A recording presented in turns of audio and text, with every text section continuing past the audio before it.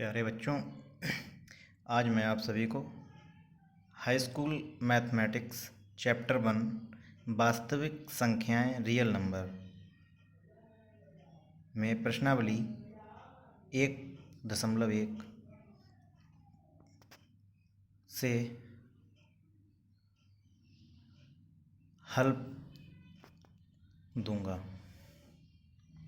पहला प्रश्न है निम्नलिखित संख्याओं का एचसीएफ ज्ञात करने के लिए यूक्लिड विभाजन एल्गोरिथ्म का प्रयोग कीजिए।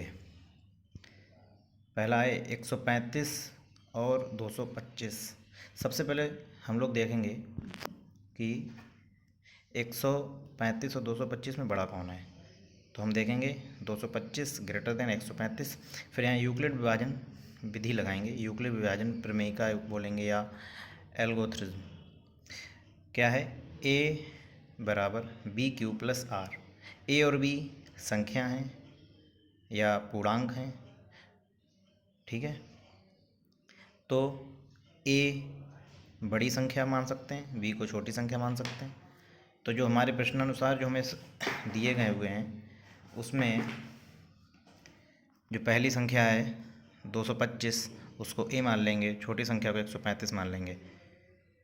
225 इसी यूक्लिड विभाजन में फार्मूले की सहायता से 225 बराबर 135 में हम कितने की गुणा कर दें कि वो 225 से ज़्यादा ना हो, कम रहे।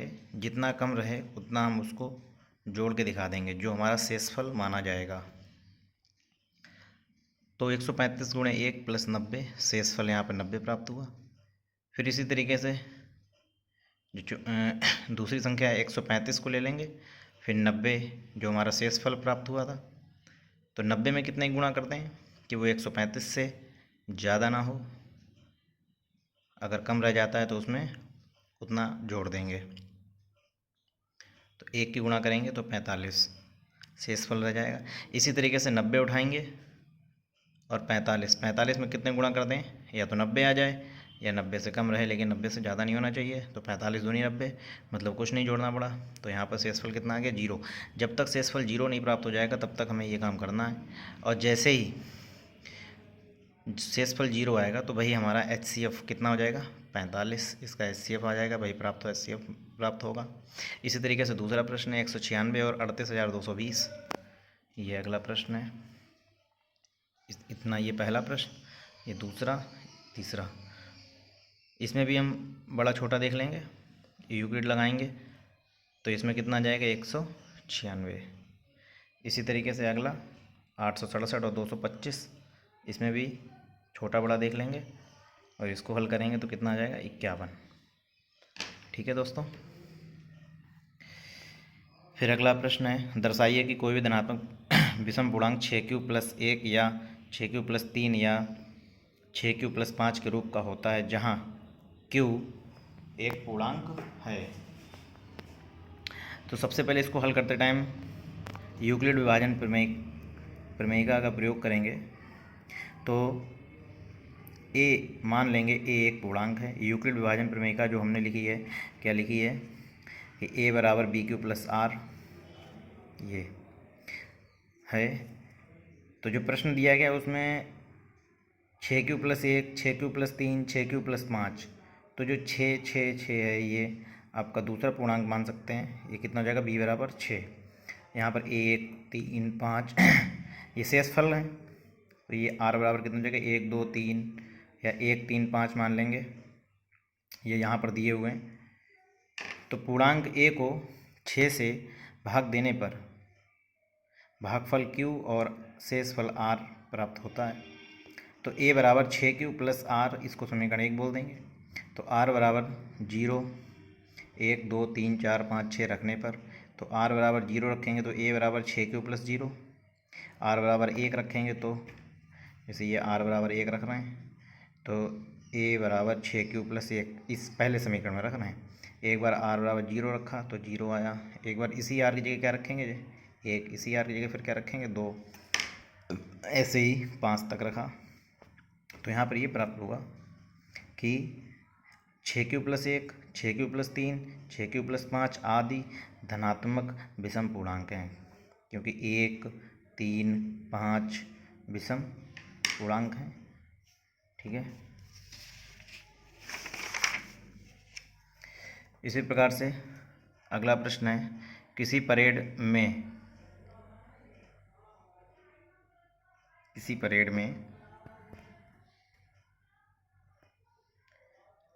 616 सदस्यों वाली एक सेना आर्मी की टुकड़ी 32 सदस्यों वाली आर्मी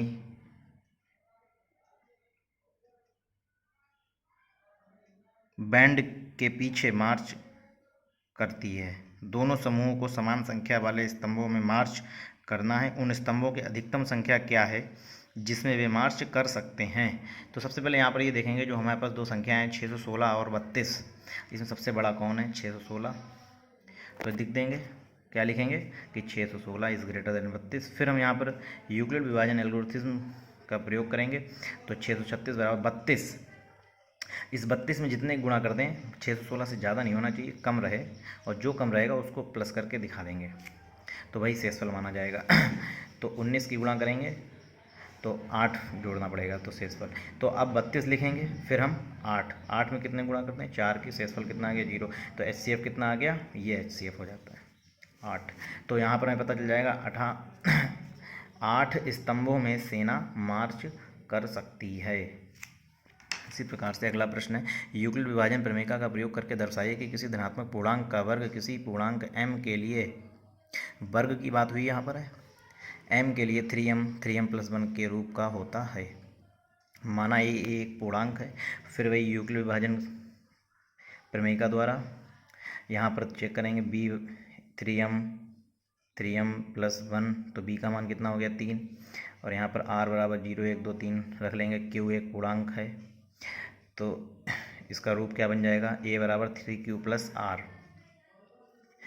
इसको समीकरण 1 बोल देंगे, समीकरण 1। ठीक है, तो r बराबर 0 रखेंगे सबसे पहले।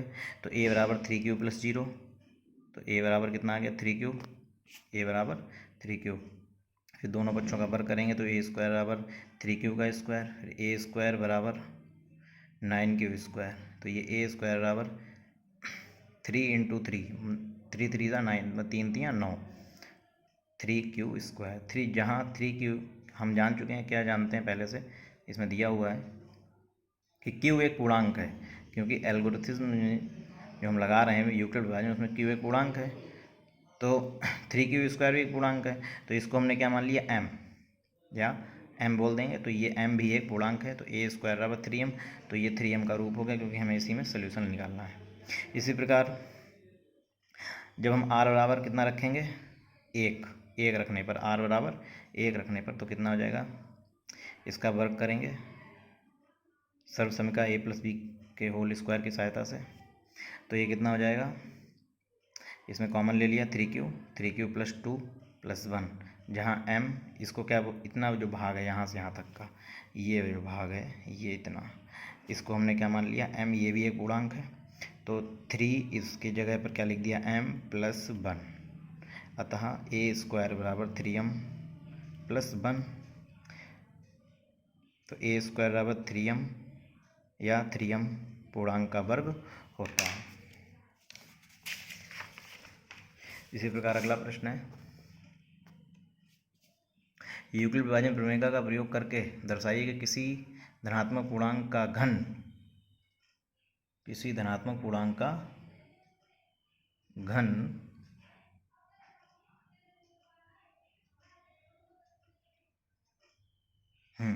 धनात्मक पूर्णांक का घन 9m, 9m+1, 9m+8 के रूप का होता है। तो माना a एक पूर्णांक है, धनात्मक पूर्णांक है।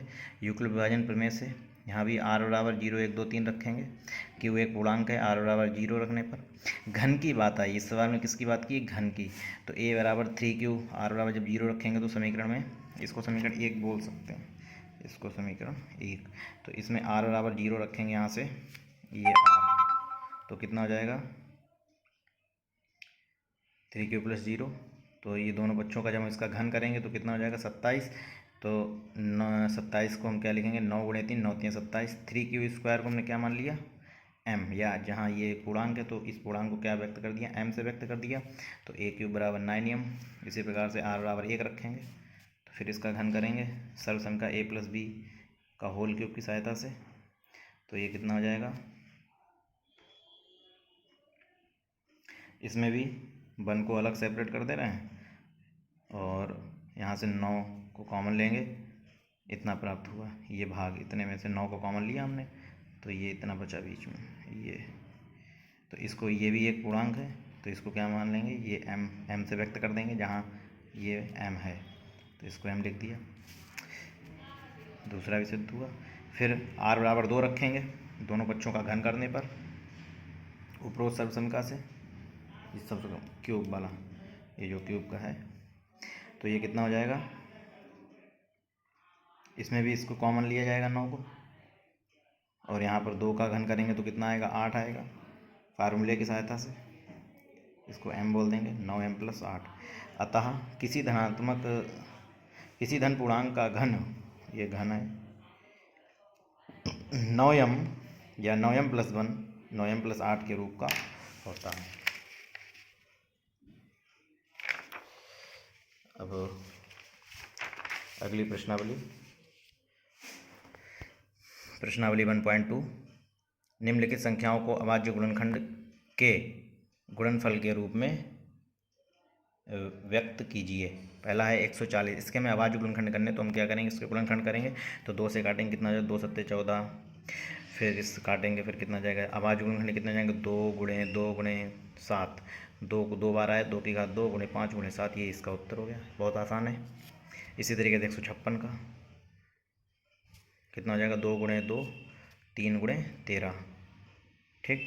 इसी तरीके से 3825 का, इस पहले सवाल में 5 प्रश्न है, 1 2 3 4 5, सभी में इसी तरीके से करना है। एक अंक को डबल ना लिख के उसको घात के रूप में लिख सकते हैं। इसी प्रकार से अगला प्रश्न है, निम्नलिखित युग्मों के HCF और LCM ज्ञात करो तथा जांच कीजिए कि दोनों संख्याओं का गुणनफल, जो प्रश्न के अनुसार संख्याएं दी होंगी उनका गुणनफल वो बराबर होना चाहिए HCF और LCM के। तो पहला सवाल है 26 और 91। 26 और 91, सबसे पहले दी गई संख्याओं को गुणनखंड के रूप में लिखेंगे। सबसे पहले दी गई संख्या, तो संख्याएं कौन सी दी हैं, 26 और 91। तो क्या हो जाएगा, 26 का क्या करेंगे, 2 × 13, 91 का 7 × 13।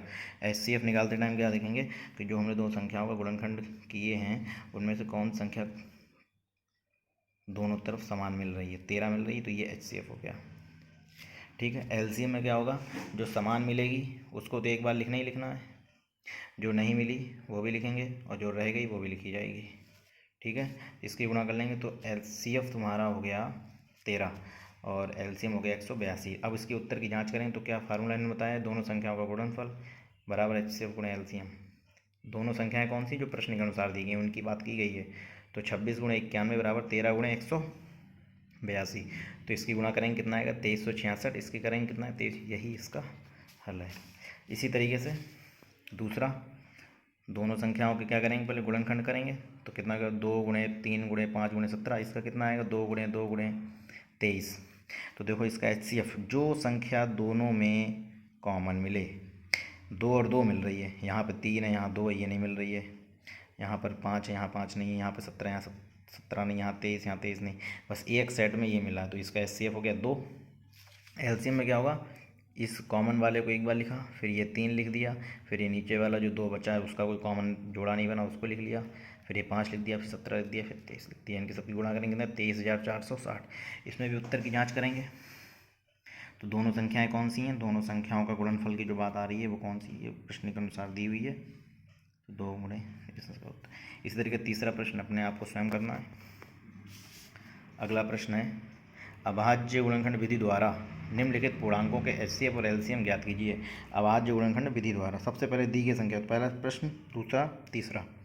पहला क्या है, 12 × 15 × 21। तो 12 का गुणनखंड करेंगे 2 × 2 × 3, मतलब 2 दूनी 4, 4 दिया 12। ऐसे 15 का क्या करेंगे, 3 × 5। हमने 3 यहाँ ना लिख के इस 3 के नीचे लिखा और 5 को इन संख्याओं के नीचे नहीं लिखा, आगे लिख दिया, क्योंकि 5 को 2 के नीचे लिखेंगे तो कोई फ़ायदा नहीं, आगे बढ़ा के लिख सकते हैं।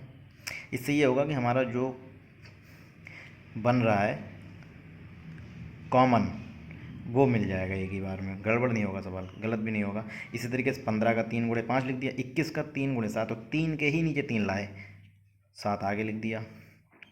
तो इसका अगर HCF की बात की जाए तो इसमें ये लाइन कॉमन है, तो ये इसका 3 HCF हो गया। LCM की बात करें तो LCM में जिसका जोड़ा मतलब जो कॉमन मिला हो या ना मिला हो वो भी लिखा जाएगा। तो 2 का कॉमन नहीं मिला लिख लिया, 2 का कॉमन नहीं मिला वो भी लिख दिया। 3 का एक बार मिला था वो एक ही बार लिखा जाएगा, 3 को 3 बार नहीं लिखेंगे। जिसका कॉमन बन जाएगा, जो कॉमन बनेगा वो एक ही बार लिखा जाएगा। 5 एक बार, 7 एक बार, इसको हल करेंगे 420, यही उत्तर। इसी तरीके से दूसरा 17 का 17 गुणे 1, 23 का 23 गुणे 1, 29 का 29 गुणे 1, तो इसमें कॉमन सिर्फ 1 है, ये इसका HCF हो जाएगा। और LCF में सारे की गुणा कर देंगे बस। अगला प्रश्न आपको स्वयं करना है। इसी प्रकार से आपका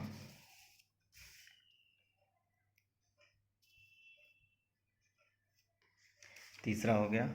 चौथा प्रश्न है HCF 306, 657 बराबर 9। मतलब ये हुआ इसका कि 306 और 657 का HCF 9 है, ये दिया है। तो LCM 306 और 657 का ज्ञात कीजिए। तो एक सूत्र हम लोगों ने भी पढ़ा है, दोनों संख्याओं का गुणनफल बराबर HCF गुणे LCM, HCF गुणे LCM। तो 306 यहाँ भी है, 306 यहाँ भी है, 657 यहाँ भी 657 है। तो मतलब ये हुआ पहली संख्या 306 है, दूसरी संख्या 657 प्रश्नानुसार। तो जो फार्मूला है वो ये कहता है कि दोनों संख्याओं का गुणनफल, दोनों संख्याओं में 306 और 657 का गुणनफल, और ये बराबर होता है HCF और LCM के। तो HCF कितना है, HCF 9 है, और हमें ज्ञात क्या करना है LCM। तो LCM नहीं पता, उसको ऐसे लिख लिया। बाद में क्या करेंगे, LCM को रोक लेंगे, 9 को इसके बटे में भेज देंगे, इसको काटेंगे तो कितना हो जाए, 9 से 306 को काटेंगे 34, तो ये हो जाएगा 34 गुणे 657, 22,338 उत्तर। इसी तरीके से अगला प्रश्न है कि जांच कीजिए कि क्या किसी प्राकृतिक संख्या n के लिए संख्या 6 की घात n अंक 0 पर समाप्त हो सकती है। सबसे पहले हमें ये जानना पड़ेगा कि 6 के गुणनखंड 0 पर समाप्त होने का मतलब 5 आना चाहिए, 5 आना चाहिए। तो 5 दूनी 10 हो जाएगा, तो 10 में 0 मिल जाएगा। तो यहाँ पे 6 का गुणनखंड करेंगे तो 2 गुणे 3 आ रहा है, तो 3 आ रहा है, तो 3 से 3 दूनी 6, तो 0 नहीं बनेगा। तो 6 की घात n, यहाँ पर 6 का कोई गुणनखंड में 5 नहीं आ रहा है, अतः ये प्राकृत संख्या के लिए 0 नहीं हो सकती है।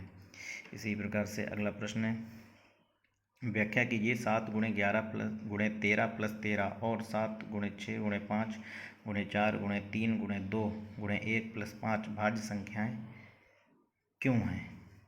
भाज्य संख्याएं क्यों हैं, भाज्य मतलब, तो आइए देखते हैं। 7 गुणे 11, इसमें क्या करेंगे, एक पद ये इतना है और एक दूसरा ये रहा, इसमें 13 हम कॉमन ले लेंगे, तो इसमें क्या बचेगा 11 और 7 बचेगा गुणे में, यहाँ क्या बचेगा 1 आ जाएगा, 11 7 77 और 1 77 1 78।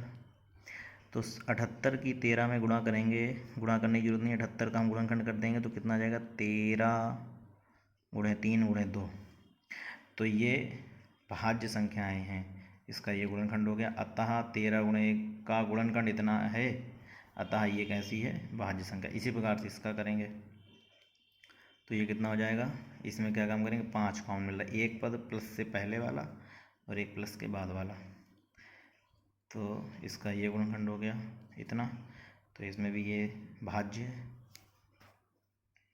इसी प्रकार से अगला प्रश्न है, किसी खेल के मैदान के चारों ओर एक वृत्ताकार पथ है, इस मैदान का चक्कर लगाने में सोनिया को 18 मिनट लगते हैं, जबकि इस मैदान का एक चक्कर लगाने में रवि को 12 मिनट लगते हैं। मान लीजिए कि वे दोनों एक ही स्थान और एक ही समय पर चलना प्रारंभ करते हैं, प्रारंभ एक ही दिशा में चलते हैं, तो कितने समय बाद पुनः मिलेंगे। तो 12 और 18 इनका क्या करेंगे, दोनों का गुणनखंड करेंगे, और गुणनखंड करेंगे फिर क्या निकाल देंगे, LCM निकाल देंगे। क्या निकाल देंगे, LCM।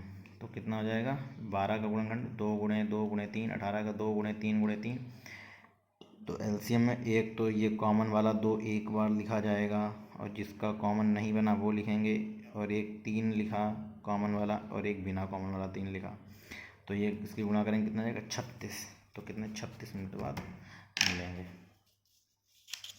ठीक है, इसी प्रकार से अगली प्रश्नावली है प्रश्नावली 1.3।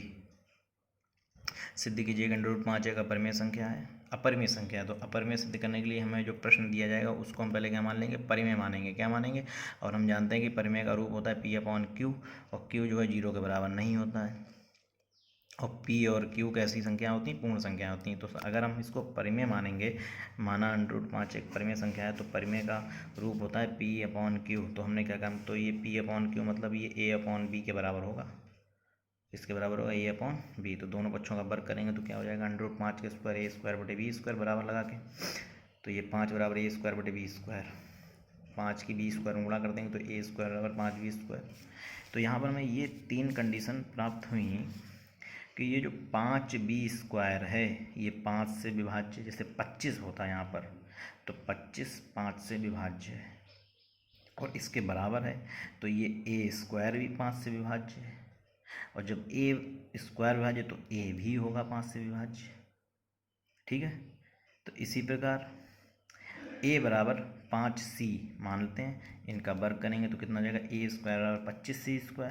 तो समीकरण 1 में जहाँ पर A² आया वहाँ 25C² और 5B² से चलने देंगे, तो B रोक लेंगे तो 25C² बटे 5, 25 बटे 5C², 5 से 25 5 25, तो B² बराबर कितना हो गया, 5C²। फिर वही प्राप्त हुआ क्या कि 5C² 5 से विभाज्य है, ये 5C², तो B² 5 से विभाज्य है, B² भी है और B भी है। तो 5, A, B अभाज्य गुणनखंड हैं जो हमारी कल्पना के विपरीत हैं। क्यों, कैसी कल्पना, जो हमने इसको क्या माना था, परिमेय माना था, कल्पना के विपरीत है। अतः ये कल्पना कैसी है, गलत है। अतः √5 एक अपरिमेय संख्या है। इसी प्रकार से अगला प्रश्न है कि सिद्ध कीजिए कि 3 + √2 एक अपरिमेय संख्या है। माना 3 + 2 एक परिमेय संख्या है। वही तरीका, परिमेय मान के हल करेंगे, परिमेय मानकर हल करेंगे। तो सबसे पहले क्या काम करेंगे, जो 3 यहाँ पर प्लस में दिया हुआ है इसको इधर भेज देंगे राइट हैंड साइड में, इसको हल कर लेंगे तो कितना आ जाएगा, A-3B/B। तो इसका जो इसका गुणांक है वो भी इसके हर में भेज देंगे, तो √5 बराबर A-3B अपॉन यहाँ पर आ जाएगा 2B। ये समीकरण 1 मान लिया, और ये 2B में ये इसके 0 के बराबर नहीं है, और जब बराबर नहीं है तो इसका मतलब ये एक परिमेय संख्या है। और प्रश्न नंबर 1 में हम बता चुके हैं, क्या बता चुके हैं कि √5 एक अपरिमेय संख्या है। तो आज से याद कर लो क्या, कि कोई भी परिमेय संख्या अपरिमेय संख्या के बराबर नहीं हो सकती। ठीक है, तो समीकरण 1 जो तुम बना, ये समीकरण 1 ये एक असंभव समीकरण है, यह कल्पना गलत है। अतः 3 + 2 √5 एक अपरिमेय संख्या है। इसी प्रकार से आपका अगला प्रश्न कि सिद्ध कीजिए कि निम्नलिखित संख्याएं अपरिमेय संख्याएं 1/√2। बिल्कुल सेम तरीका, सबसे पहले अपरिमेय सिद्ध करना है तो इसको परिमेय मान के हल करेंगे। तो 1/√2 माना 1/2 परिमेय संख्या है, तो इसको क्या लिखेंगे, 1/√2 बराबर P/Q या A/B, जैसे आप हल करना चाहें। ठीक है, फिर इसको क्या गुणा कर देंगे तो कितना हो जाएगा, A बराबर या A√2 बराबर B हो जाएगा, फिर इसका वर्ग कर देंगे। ठीक है, इसी तरीके से इसको उन्हीं पहले वाले सवाल के उतने स्टेप में किया जाएगा। 7√5 को भी परिमेय मान के हल करेंगे। 7√5 को परिमेय मानेंगे तो इसको क्या लिखेंगे, A/B। ऐसे ही इसको उपरोक्त की तरह करना है, इसकी तरह। ठीक है, तीसरा इसी प्रकार से अगली प्रश्नावली शुरू होती है। प्रश्नावली 1.4 1.4 परिमेय संख्या पी अपॉन क्यू एक शांत दशमलव है। शांत दशमलव की पहचान ये होती है कि जिस परिमेय संख्या के हर में 5 हर का गुणनखंड 5 और 2 के रूप में हो, चाहे 5 की घात 4 हो या 4 का मतलब 5 4 बार आया हो और 2 चाहे 7 बार आया हो, इससे मतलब नहीं है। बस गुणनखंड किसके होने चाहिए? 5 और 2 के बीच में होने चाहिए, बीच में नहीं, 5 और 2 ही रहें, अंक यही रहने चाहिए, तो वो शांत परिमेय संख्या या शांत दशमलव परिमेय संख्या होगी। अगर 5 और 2 के साथ साथ 3 भी लग रहा है, साथ में 2 भी है, तो ये अशांत, इसके अतिरिक्त कोई संख्या ना हो। ठीक है, तो इसी तरीके से पहला प्रश्न है, बिना लंबी विभाजन प्रक्रिया किए बताइए कि निम्नलिखित परिमेय संख्याओं के दशमलव प्रसार शांत हैं या अशांत आवर्ती हैं।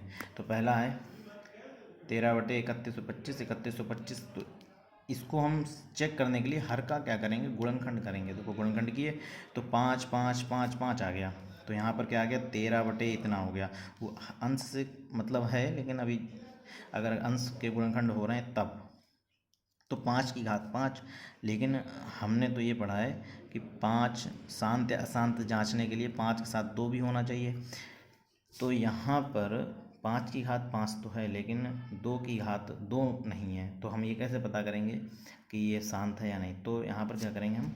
गुणे में 1 है भाई, जिसके साथ कुछ नहीं होता उसके साथ 1 होता है, 1 है, और 1 को हम लिख सकते हैं किसी भी संख्या की घात अगर हम 0 कर दें तो वो 1 होती है। जैसे 2 की घात 0 1, ज़रूरत हमें 2 की घात 0 की है तो 2 की घात 0 लगा दिया। अब देखिए यहाँ पर 2 और 5 आ गया, शांत हो गया। हम यहाँ पर 3 की घात 0 नहीं करेंगे, 3 की घात 0 नहीं करेंगे, ठीक है, बताइए कैसी है? शांत है। इसी तरीके दूसरा 17/8, 8 को क्या लिखेंगे? 2 गुणे 2 गुणे 2, 2 की घात 3 आ गया, तो यहाँ पर हम 5 नहीं मिला तो 5 की घात 0 लेंगे, क्योंकि 5 की घात 0 का मान 1 होता है, तो ये भी शांत है। इसी तरीके 64/455, तो इसका जब गुणनखंड हमने किया 455 का कितना है? 5 7 13, तो 5 तो आया, 2 नहीं आया, लेकिन 7 आ गया, 7 आ गया, 13 आ गया, और 7 और 13 का आना ही क्या हो गया? ये अशांत। इसी प्रकार से चौथा सवाल है 15/1600, ये कैसा होगा? शांत। इसको आप अपने आप करके चेक करें, इसके गुणनखंड करके। ऐसे ही 29/343, ये कैसा होगा? अशांत। 23/202, 23/2 की घात 3, 5 की घात 2, कैसा है? शांत, क्योंकि साफ साफ दिख रहा है 2 और 5 ये घात है, ठीक। और हर में 2 और 5 है, इनकी घात, ठीक है। इसी प्रकार से अगला प्रश्न 129/2 की घात 2, 5 की घात 7, 7 की घात 5, यहाँ 2 की घात 2 है, चलो ठीक है, 5 की घात 7 है, चलो ठीक है, लेकिन इन्होंने एक ये एक्स्ट्रा लगा दिया, इसी की वजह से ये पूरा कैसा हो गया? अशांत। ये ना होता, इतना रहता, तो ये कैसा है?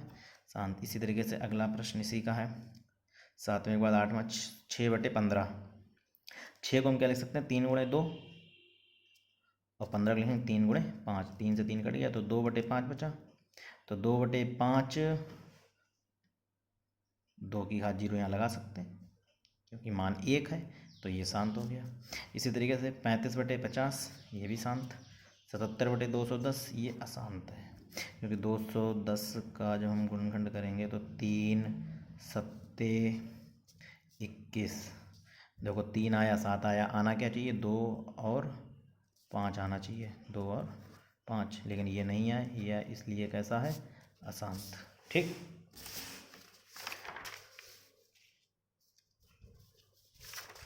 इसी प्रकार से अगला प्रश्न है, ऊपर दिए गए प्रश्न में उन परिमेय संख्याओं के दशमलव प्रसार लिखिए जो शांत हैं। तो कौन सा था? 13/3125, तो 13/3125 को शांत ज्ञात किया, तो इसमें 5 की घात 5 आया, इसका गुणनखंड जब किया था तो 5 की घात 5 आया, तो इसमें 2 की घात को भी हमें 5 की घात के बराबर करना है, तो 2 की घात 5 हमने इसमें गुणे में जोड़ दिया, गुणे के चिन्ह के साथ।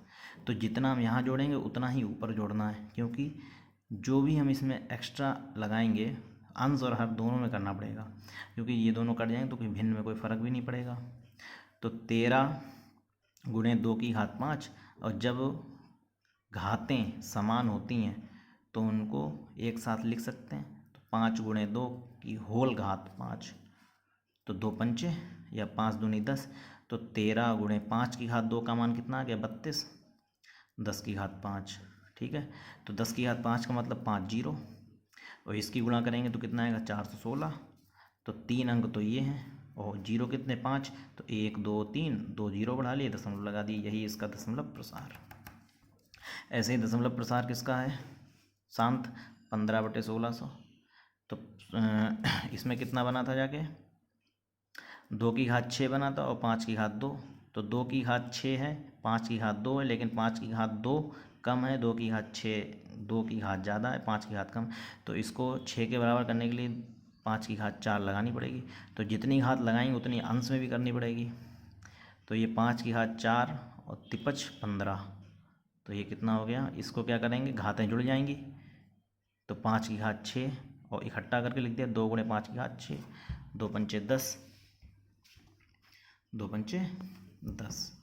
इसकी गुणा करेंगे कितना आ जाएगा 9375, और इसमें 10 की घात 6 है, तो 1 2 3 4 अंक तो ये हो गए, और 6 अंक होने चाहिए, 2 जीरो दिखा दिए और दशमलव लगा दिया, ये उसका उत्तर। इसी तरीके से ये भी आपका, इसमें 2 की घात 3 है, 5 की घात 2 है, तो 1 5 इसमें कम है, घात 1 बढ़ानी है, तो 1 बढ़ानी है, तो इस तरीके से बढ़ाएंगे, 1 अंक इसमें 1 घात है, ऊपर भी 1 लगाना पड़ेगा, 23 के पास 1 लगाना पड़ेगा। इसकी गुणा करेंगे 115, तो ये कितना हो जाएगा 2 की घात 3, 5 की घात 3, एक साथ लिख देंगे 10 की घात 3, 3 जीरो आएंगे 10 की घात 3 में 1000 में, 3 अंक 0.115।